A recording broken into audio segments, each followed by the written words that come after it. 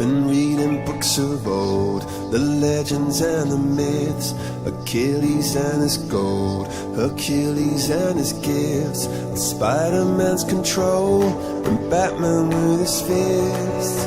And clearly I don't see myself upon that list. But she said, where'd you wanna go? How much you wanna risk?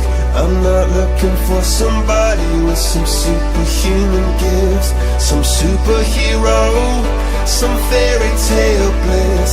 Just something I can turn to, somebody I can kiss. I want something just like this. Do